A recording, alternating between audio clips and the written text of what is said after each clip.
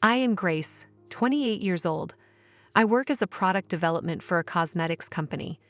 I met my spouse, Noah, through a common friend. It's not that I've never had a boyfriend before, but I do have a secret. When Noah found out about it, he stayed the same, a compassionate lover. His family includes him, his parents, and his younger sister Abigail, who lives in another state. They're all great people, but one incident shatters my pleasant connection with Emily. They were a close-knit family who thoroughly enjoyed the holiday together. Of course, his sister always returned for it, no matter what. My folks say they'd love to have us there. What would you like to do? I was delighted to join them because Emily was like my own mother. We didn't have a problem then. Of course, I'd love to. I responded eagerly. Great, I'll let them know we're coming. It's your first time staying at my parents' house. I thought, oh, to this casual remark. But I couldn't tell him I had suddenly changed my mind. I told myself it will be okay. When we arrived at Noah's parents, his sister had already returned and they greeted us warmly. While we were catching up and resting in the living room, Emily suggested I refresh up with a fresh towel, and I decided to do so. Thank you for letting me use the shower. I discovered Emily doing dishes in the kitchen. Sure, how are you feeling? What's going on? She froze when she saw me. Grace? Yes, I responded awkwardly. She grimaced and left the kitchen. I was dissatisfied with her reply and proceeded to find Noah, who was playing cards with his father and sister. Hey, you want to join us? I keep losing. Noah's father and sister were taken aback when they saw Noah and me talking normally. You look different without makeup. Your skin is like a baby's. Abigail paid me a compliment. She works in cosmetics and takes good care of herself, which is unlike you. I understand. Noah's father taunted her. After that, we had fun playing with vehicles. I was still troubled by Emily's reaction, but I attempted to dismiss it. However, my worst fears came true, and this episode transformed her into a spiteful mother-in-law who harassed me. I awoke earlier than usual and joined her in the kitchen the following morning. She was already preparing breakfast and exclaimed, "You're late," when she saw me. She yelled at me, and I was stunned by her rapid change. Emily, I knew, would have said, "Listen, Grace darling, I want to tell you something." We would have cooked together while gossiping and laughing. But there was pure silence. In a really unpleasant circumstance, she finally spoke up. "You have been hiding your genuine self from me. You're a completely different person without makeup." I couldn't explain myself and remained silent. This was my secret, or rather, a trauma I have been carrying. I had a bland face, and my parents used to tell me that it was uninteresting and lacked character. They sighed deeply, staring at my face, and repeated it over and over for me. I was never bullied because of my face, but I did not like how I appeared when I was younger. When I became a teenager and my friends started wearing cosmetics, I followed suit. When some colors were added to my plain face, I saw a different person in the mirror and restored my self-esteem. The reason I picked my career was straightforward. I liked cosmetics. I was intrigued in the products. So instead of being a cosmetics advisor, I was pleased to be a developer, but the makeup was only a disguise. I once met a person and was told, "Holy crap, you're a scammer." When he saw the real me, he was startled and left me. Looking back, I didn't need such a nasty man, but at the moment I was distraught. On the contrary, Noah was the polar opposite. The end. His comment was, "Wow, you're so white. Your skin resembles porcelain." I asked hesitantly, "Are you surprised to see me without makeup?" "Huh? Why? I like you with or without it." I was so overjoyed to hear his sweet remarks that I cried. "Thank you, sweetie." There was no one look that everyone liked, so I told myself that I would treasure the folks that accepted me for who I was. I was free of the curse that had been weighing on me once I was able to adjust my way of thinking. But Emily's words reawakened the ancient demon that had been trapped inside of me. What happens if you have a baby? It would be a shame if the baby looked like you. She said such a terrible thing. I don't mean to hide anything about myself from you. Would you have been pleased if I had said to you that my face appears different without makeup when we first met? I am not saying that, but I believe I have been cheated. Put yourself in my shoes. She even told me I should sympathize with her. I was skeptical about her personality. I used to adore her more than my own mother, but seeing her actual nature was extremely disappointing. Following that, we cooked our breakfast in silence. She behaved normally in front of the family. When we were watching television, Abigail commented, I like this actress. Grace, you look similar to her. Her statement brightened my otherwise gloomy morning. I liked the actress, therefore I was thrilled. But then Emily, who was seated next to me, muttered, "So this actress might look different without her makeup." Her voice was so low that I had trouble hearing it. Seriously, I was very irritated. But if I started yelling at her, everyone would have thought I was nuts, so I tried to be calm. Her attitude toward me shifted dramatically after that point. To begin, Mom stopped calling me darling or sweetheart and simply spoke my name. Furthermore, she stopped calling my name and simply said you at the end. She used to think Noah was lucky to have such a wonderful wife, but she began looking down at me. It seemed as if she were saying I was a fake who cheated on everyone. I gave her an assortment of skincare goods from my company for her birthday shortly after we married. I remember her asking me once, "Your skin looks so silky. What do you use?" It was a high-value gift, but I was pleased to see her thrilled expression. I assumed it was due to the event, but she sent me a box one day. Inside the box, beside the things I had given her, there was a tiny statement that read, "I don't need them." I felt something in my chest. Each bottle was half empty, indicating that she had used them recently. I didn't realize she hated me that much and got so depressed that Noah suspected something was wrong. I've been wondering if there was something between you and my mother.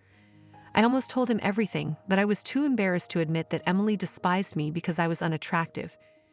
She and I used to be really close, and we would go shopping or have lunch together, but we hadn't spoken since Christmas.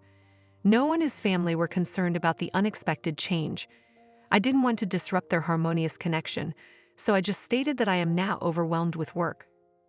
"I can't join you, so why don't you go see them? They'll be happy." I smiled at him.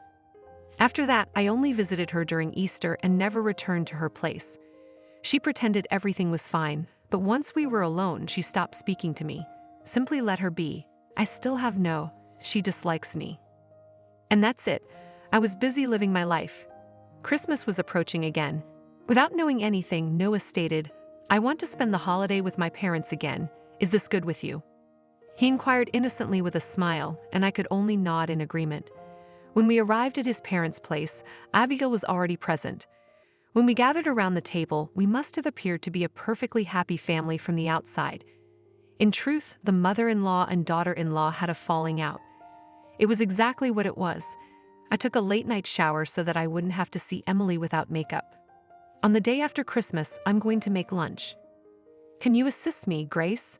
I hadn't been called by my name in a long time, so I was delighted. "Can you help with the macaroni and cheese?" She took out boxes in front of me. "I'm exhausted from cooking for Christmas, so let's relax today. We'll add shredded cheese on top afterward." I nodded in accord. I started heating water in a saucepan and read the directions on the boxes. I gasped when I opened one of them. "Hello, Emily. This one is different from the others." The box had an antique vibe, and the illustration was unique. When I peered inside attentively, the pasta was identical to the other, but there appeared to be a thin layer of white cotton-like film. Could it be mold? When I gave it a skeptical look, she added, "Oh, you don't know? This is the more expensive option, as it includes truffles. I haven't been good to you, so I got it specifically for you as an apology. I'm going to lay down for a bit, so I'll leave the rest to you." She walked out of the kitchen. "Expensive one. Lunch is ready." I enthusiastically placed balls of macaroni and cheese on the table. Emily, who was sitting next to me, inquired, "You haven't mixed it up with others, right?" "Of course not," whispered into my ear. I mumbled something similar. "Let's eat." She gave me a sideways glance as everyone else dove in. She appeared surprised by how much I was enjoying my bowl of mac and cheese. I whispered to Emily, who was eating her bowl with a perplexed expression, "Hey, Emily, what?" She stared at me, annoyed. "That's the costly one you mentioned previously." "What?" I purposefully asked in an innocent tone. Once I completed, Abigail made a gurgling sound before passing out. Everyone else was puzzled. Was that a bit too much? But Noah's father shook her shoulders with teary eyes. Actually, I told them the entire tale. Emily was gone for a few minutes. She awoke bewildered for a bit before dashing to the bathroom. We observed her wobble back into the dining room after hearing breathing sounds. "You, Grace." "What?" She was surprised to see the box of mac and cheese still filled with macaroni on the table. Of course I placed it there. You lied to me. Of course this expired 8 years ago. Who would think this was an expensive truffle? She remained silent despite my wrath. I offered her the same macaroni and cheese as the others. Of course it had not expired. When I questioned, she said she was certain it was the other one. What a moron. What were your thoughts? Were you going to feed her this? Noah's father glared at her. I was hoping you and Grace could make up this time. Perhaps we should not have come. Sorry, honey. As if it were his fault. Noah seemed on the edge of tears. Say something. What were you going to do if Grace got very sick? It could have been a big issue. Abigail was a nurse, so she took care of Emily after she passed out. She commented that if I had actually eaten that, I would be terrified just thinking about it. Emily began to cry in the midst of all the blaming. Grace's expression stunned me. She appeared very bland. We were all perplexed by her excuse. What's wrong with my expressionless face? That is ridiculous to be slain solely because of that. She wept quietly and began speaking. People have made me feel horrible about my face, and even though I am not angry, they question if I am. In truth, I am not. She had a striking feature, yet if you spoke with her, you would find her amusing, and she had a lovely smile. My late mother-in-law always ridiculed my face. She also mentioned that it would be a shame if my child looked like me. I was astonished to learn that what she was told was the same terms she used with me. I thought you two got along. She shook her head at her spouse. I couldn't tell anyone, even though I was being picked on. I wanted to maintain peace with my family. When she saw me without makeup, her unpleasant memories flooded back. She wondered if her baby had skipped a generation, taken her features, and slipped her tongue to utter such a horrible thing. It wasn't just a slip, she went too far. Did your mother-in-law treat Noah and Abigail poorly? She shook her head vehemently, as if to say never, and began weeping. She was quite kind to them. Noah and Abigail looked more like their father. They both had large eyes, but Emily's nose and mouth were unmistakably present. Furthermore, your children, regardless of their appearance, deserve to be cherished. See? Everything turned out well. I hope you realize it sometime. She was crying. I was overjoyed to have a kind mother-in-law. I grew up with somewhat frigid parents. I finally realized the meaning of a true family and felt the comfort of belonging to it. As I talked, tears streamed down my face. I didn't know what more to say, so I just watched her cry and apologize. Noah and I stopped visiting his parents after that. She continued to apologize, but I wasn't ready to let go and go on yet. Emily told her family, I am too ashamed to go see Grace anymore. Noah and I returned home shortly after that, but Noah's father and Abigail allegedly chastised her later. She even implored her spouse, please divorce me in the end. She had clearly been a cherished member of the family, and her husband lamented that he had previously placed all of the family's burdens on her shoulders. He realized that after retiring and becoming more attentive to Emily, they went for walks in the park and took short trips together to make up for missed time. Noah and Abigail's eyes widened at the bout, but they must be happy that their parents did not decide to separate. Noah and I were busy with work, but we were still very much in love and spent lovely days together. 2 years later, I gave birth to a healthy girl. It took me a while to conceive, and I had to endure painful injections. Noah and I have some disagreements on Grace as well. Morning sickness was so awful that I was forced to spend the entire day in bed at times. But as soon as I held my kid in my arms, all of my bad thoughts vanished. Noah's family paid us a visit a few days following the delivery. So cute. I am your auntie.